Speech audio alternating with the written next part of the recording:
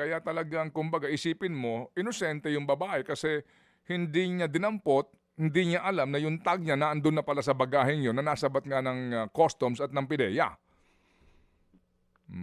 Yes, Ma'am Ted. Mm.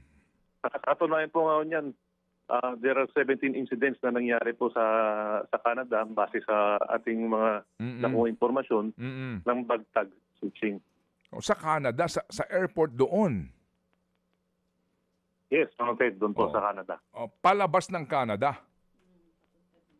That is correct, Ma'am Ted. Palabas po. Anong ini-smuggle nila? Anong uri ng droga, attorney?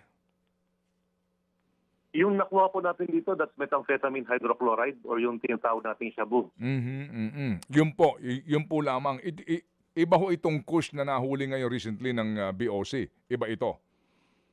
Ay, iba po to, Manong Ted. Ang kush, that's another variant of marijuana naman po. Opo. Pero ito ho, hindi ito kaso ng tag swapping. Hindi naman po, Manong Ted, itong nangyari ulit. Alright, sige. So, ano ho kaya ang inyo pong warning po sa ating lahat? Although Canada po ito kaninyo, para lang po sa lahat ng mga biyahero, dito po sa tag switching na ito, ano kaya ang pwede ho natin pananggalang o ang dapat tandaan po ng ating mga kababayan, attorney? Manong Ted, ang babala na lang po natin sa ating mga kababayan na buong biyahe, unang-una ho, kung sila ay bibiyahe, siguraduhin po nila na once na i-check in po kanilang mga maleta, nilagyan na po ng tag, kunan po nila ng litrato. Pangalawa, as much as possible, kung kaya po nilang bumili ng mga tracking device na ilalagay po nila sa kanilang maleta na nakakonect po sa ating smartphones, kumuha na po sila.